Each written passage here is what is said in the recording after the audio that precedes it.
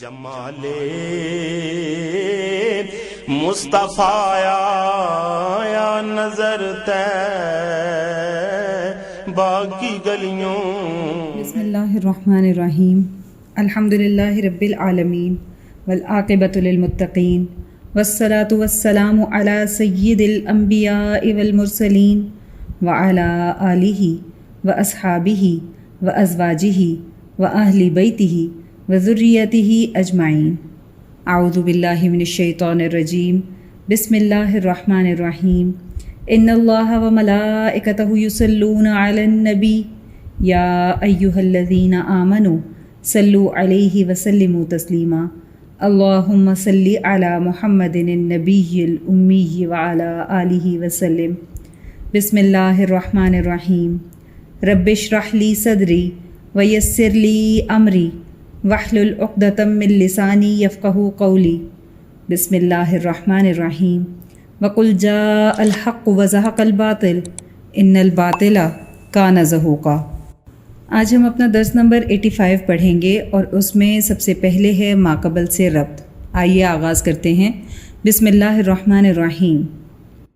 غزوہ خندق کے بعد جب اللہ سبحانہ و تعالی نے مسلمانوں کو فتح عطا فرمائی اور کفار کو ہوا سخت آندھی سے تباہ و برباد کیا، ان کے خیمے اڑ گئے، جانور اڑ گئے، دیگیں اڑ گئیں اور وہ سب کچھ چھوڑ کر فرار ہو گئے. یہ اتنی بری شکست تھی کہ 10,000 کا لشکر اور 45 دن تک محاصرہ کر کے بیٹھے رہے. اتنے آدمیوں کا اتنے دن کا خرچہ، کھانا پینا، جانور اور ان کا چارہ وغیرہ، اور پھر یہ کہ شکست کے ساتھ لوٹنا، اس سے بڑی شرمندگی کیا ہو سکتی ہے. اسی لیے جب وہ ناکام و نامراد لوٹے اس وقت آپ صلی اللہ علیہ وآلہ وسلم کی زبان مبارک سے نکلا تھا کہ نعوذ قریشن لم یغزونا بعد اليوم. اے میرے صحابہ رضی اللہ عنہم سن لو، آج کے بعد قریش ہم سے کبھی نہیں لڑ سکتے، ہم ان سے لڑیں گے. جنگ خندق کی خصوصیت یہ بھی ہے کہ اتنی بڑی جنگ، اتنا لمبا عرصہ گزرا اور مسلمانوں کے صرف 6 آدمی شہید اور قریش کے صرف 3 آدمی مارے گئے. اس کے بعد ہماری نیکسٹ ہیڈنگ ہے غزوہ بنو قریظہ سن 5 ہجری. غزوے کا پس منظر. مدینہ شریف میں رسول اللہ صلی اللہ علیہ وآلہ وسلم کی آمد کے وقت یہودیوں کے 3 بڑے قبائل آباد تھے. مدینہ شریف ان یہودیوں کا شہر نہیں تھا، بلکہ وہ مدینہ آ کر اس لیے آباد ہوئے تھے کہ انہوں نے اپنی آسمانی کتابوں میں پڑھا تھا کہ مدینہ وہ جگہ ہے جہاں آخری نبی الزماں آپ صلی اللہ علیہ وآلہ وسلم ہجرت کر کے تشریف لائیں گے اور ہم لوگ ان پر ایمان لانے میں سبقت کریں گے. جب اللہ کے نبی صلی اللہ علیہ وآلہ وسلم ہجرت کر کے مدینہ شریف پہنچے تو انہوں نے آپ صلی اللہ علیہ وآلہ وسلم کو پہچان لیا، کیونکہ توریت اور انجیل میں آپ صلی اللہ علیہ وآلہ وسلم کے اوصاف لکھے ہوئے تھے، مگر ایمان لانے سے انکار کر دیا. انکار کرنے کی صرف ایک ہی وجہ تھی کہ نبی کو بنی اسرائیل سے آنا چاہیے، وہ بنی اسماعیل سے کیوں آئے؟ خیر، اللہ کے نبی صلی اللہ علیہ وآلہ وسلم نے مدینہ شریف پہنچ کر سب سے پہلے ان یہودیوں سے معاہدہ کیا تاکہ مدینہ کی فضا میں امن و امان رہے، مگر یہودی اسلام دشمن تھے. پہلے بنو قینقاع نے غداری کی، پھر بنو نذیر نے. ان کی غداری کے سبب دونوں قبائل کو جلا وطن کر دیا گیا.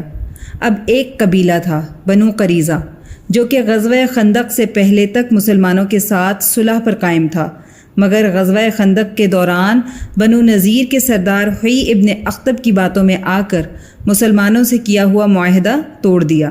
اسی وجہ سے اللہ سبحانہ و تعالی نے غزوہ خندق کے بعد غزوہ بنو قریظہ کی مہم پر جانے کا حکم فرمایا. بنو قریظہ پر حملے کے لیے جبرائیل علیہ السلام کا پیغام. Next heading.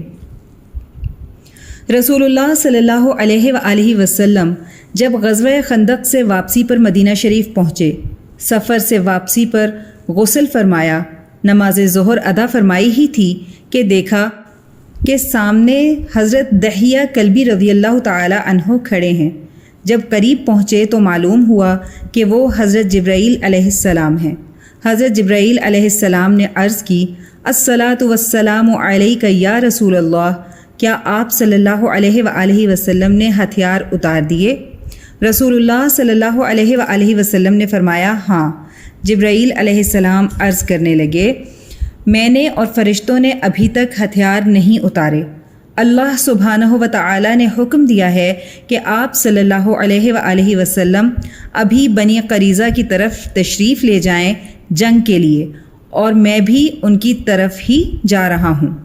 یہ کہنے کے بعد حضرت جبرائیل علیہ السلام فرشتوں کی جماعت کے ساتھ بنی قریظہ کی طرف روانہ ہو گئے، یہاں تک کہ بنی غنم یہ انصار کا قبیلہ تھا کہ گلی میں اپنے پیچھے اٹھنے والے غبار میں غائب ہو گئے۔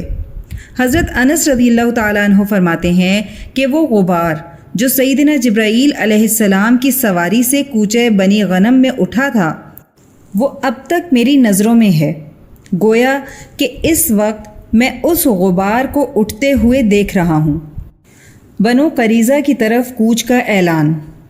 سیدنا رسول کریم صلی اللہ علیہ وآلہ وسلم نے اپنے ایک صحابی سے فرمایا کہ اعلان کر دو کہ کوئی بھی سوائے بنی قریظہ کے کہیں بھی عصر کی نماز نہ پڑھے۔ مدینہ شریف میں نائب مقرر فرمانا۔ رسول اللہ صلی اللہ علیہ وآلہ وسلم نے حضرت عبداللہ ابن ام مکتوم رضی اللہ تعالی عنہ کو مدینہ شریف میں اپنا نائب مقرر فرمایا۔ لشکر اسلام۔ سیدنا رسول اللہ صلی اللہ علیہ وآلہ وسلم نے اس غزوے میں جانے سے پہلے زرہ بختر اور گلو بند بھی لگایا، تلوار گلے میں ڈالی، دستے مبارک میں نیزہ لیا اور اپنے گھوڑے حیف پر سوار ہوئے۔ رسول اللہ صلی اللہ علیہ وآلہ وسلم کے گرد دوسرے اصحاب رضی اللہ عنہم بھی ہتھیار لگائے اور گھوڑوں پر سوار موجود تھے۔ صحابہ رضی اللہ عنہم کی تعداد 3000 تھی، جن میں گھڑ سوار 36 تھے، اور ان میں 3 گھوڑے آپ صلی اللہ علیہ وآلہ وسلم کے تھے۔ پرچم اسلام۔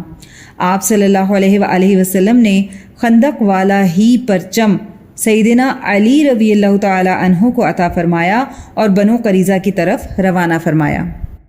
بنی نجار کے مجاہد۔ جب رسول اللہ صلی اللہ علیہ وآلہ وسلم بنی نجار کے محلے میں پہنچے، وہ لوگ ہتھیار لگائے بالکل تیار کھڑے تھے۔ آپ صلی اللہ علیہ وآلہ وسلم نے ان سے دریافت فرمایا کہ کوئی شخص وہاں سے گزرا ہے؟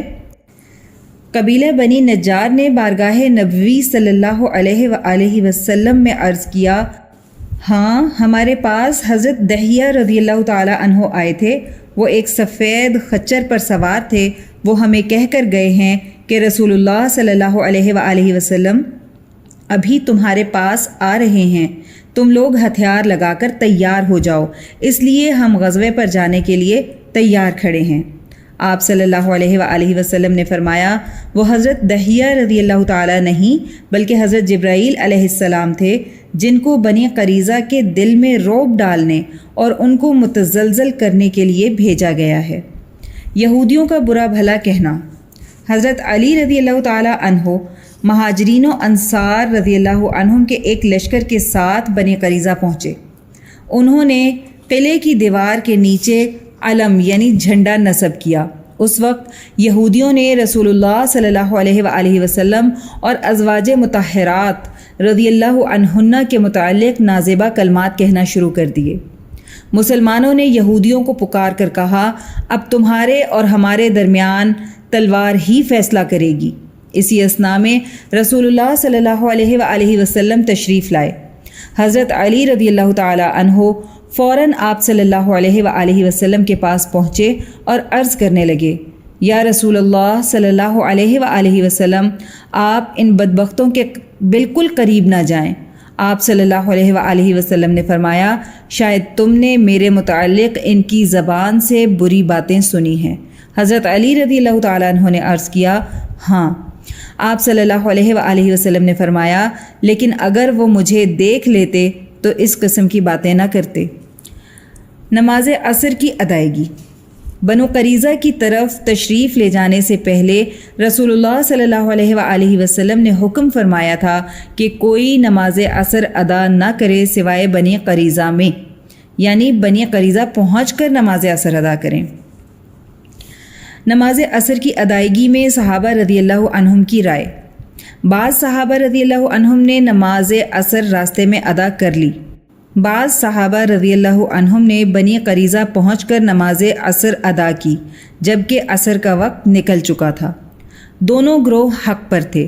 بعض صحابہ رضی اللہ عنہم کا پہلا گروہ جنہوں نے نماز عصر راستے میں ہی ادا کی تھی، تو اس گروہ نے اجتہاد سے کام لیا اور رسول اللہ صلی اللہ علیہ وآلہ وسلم کے حکم کا مقصد یہ سمجھے کہ آپ صلی اللہ علیہ وآلہ وسلم کی چاہت یہ نہیں تھی کہ نماز عصر قضا کر دی جائے، بلکہ مقصد جلدی پہنچنا ہے۔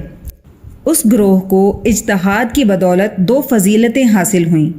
ایک فضیلت حکم نبوی صلی اللہ علیہ وآلہ وسلم کی تعمیل کی، دوسری فضیلت نماز عصر کی محافظت کی۔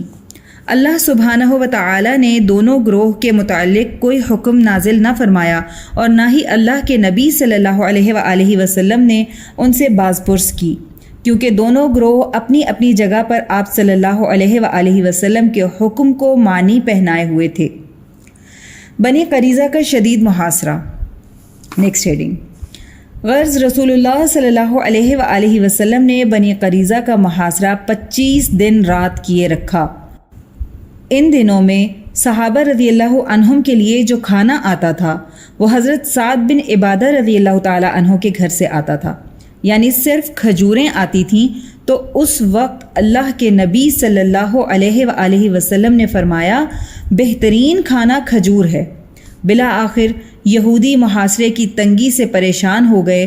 اللہ سبحانہ و تعالی نے ان کے دلوں میں مسلمانوں کا رعب ڈال دیا اور بنو قریظہ کو یقین ہو گیا کہ آپ صلی اللہ علیہ وآلہ وسلم ان کو سزا دیے بغیر اور جنگ کیے بغیر واپس نہیں جائیں گے۔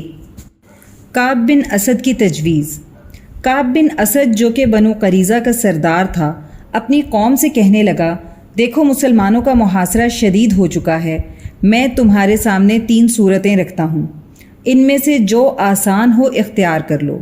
پہلی صورت، ہم محمد صلی اللہ علیہ وآلہ وسلم کی نبوت کو تسلیم کر لیں، کیونکہ ہم اچھی طرح جانتے ہیں کہ وہ اللہ کے سچے نبی ہیں اور ان کا ذکر ہم تورات میں پڑھتے ہیں، تو اس طرح ہماری جان، مال، عورتیں، بچے سب محفوظ ہو جائیں گے۔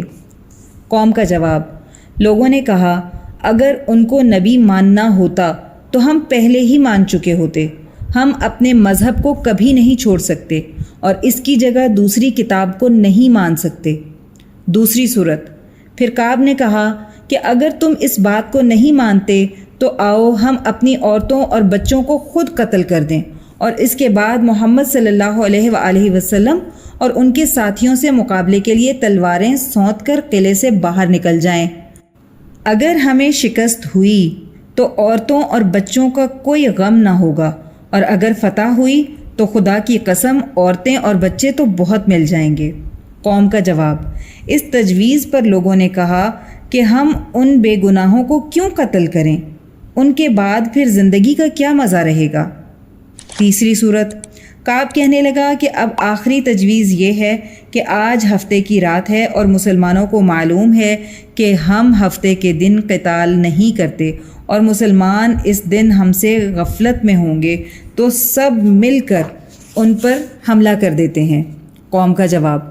لوگوں نے کہا، ہفتے کا دن ہمارے مذہب میں مقدس ہوتا ہے، ہم سے پچھلی قوم جو گزر چکی ہے انہوں نے ہفتے کے دن قتل و غارت گری کی تھی، تو اس کی سزا کے طور پر بندر اور خنزیر بنا دیے گئے تھے، اس لیے ہم یہ کام نہیں کر سکتے۔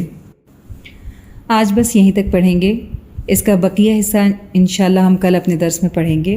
آئیے دعا کر لیتے ہیں۔ اللہم صلی علی محمد النبی الامی وعلی آلہ وسلم۔ اے اللہ، ہماری اس ادنا سی کوشش کو قبول و منظور فرما لیں اور اس کو ہماری بخشش کا ذریعہ بنا دیں، اس کو قیامت تک امت کے لیے ہدایت اور عشق نبی صلی اللہ علیہ وآلہ وسلم کا ذریعہ بنا دیں۔ اے اللہ، جو کچھ پڑھا سنا اس کا ثواب سب سے پہلے آقا کریم صلی اللہ علیہ وآلہ وسلم کی بارگاہ عالیہ میں تحفتاً ہدیتاً نذرانتاً محبتاً عقیدتاً پیش کرتے ہیں، قبول و منظور فرما لیں۔ آقا کریم صلی اللہ علیہ وآلہ وسلم کی برکت اور وسیلہ جمیلہ سے اس کا ثواب تمام انبیاء کرام، خلفائے راشدین، امہات المؤمنین، اہل بیت اطہار، صحابہ کرام، صحابیات، بزرگان دین، اولیاء اللہ، شہداء، صدیقین، صالحین، مؤمنین، مؤمنات، مسلمین، مسلمات کو پیش کرتے ہیں، قبول و منظور فرما لیں۔ الہی اس کا ثواب سلسلہ قاسمیہ، عزیزیہ، نقشبندیہ، مجددیہ کے تمام بزرگان، بالخصوص شیخ الاولیاء حضرت مولانا مہر محمد صاحب رحمۃ اللہ علیہ، شیخ الحدیث حضرت مولانا عبدالحکیم صاحب رحمۃ اللہ علیہ، اور شیخ الاسلام حضرت مولانا محمد عبدالعلیم قاسمی صاحب رحمۃ اللہ علیہ کو پہنچا دیں، اور ہمارے بزرگان کے بلند درجات کو اور بھی زیادہ بلند فرما دیں، اور ان پر اپنی رحمت خاصہ کا نزول فرما دیں۔ یا اللہ ہمارے مرشد گرامی حضرت شیخ عزیز القاسمی حکیمی مہروی نقشبندی مجددی دامت برکاتہم العالیہ پر اپنا خاص فضل اور خانقاہ اور مدرسے پر اپنا خصوصی کرم فرما دیں، اور انہیں امت کے لیے ہدایت و شفا کا ذریعہ بنا دیں۔ آمین بحرمت سید المرسلین صلی اللہ علیہ وآلہ وسلم۔ سبحان ربک رب العزت عما یصفون وسلام علی المرسلین والحمد للہ رب العالمین۔ جدھر دیکھی اسی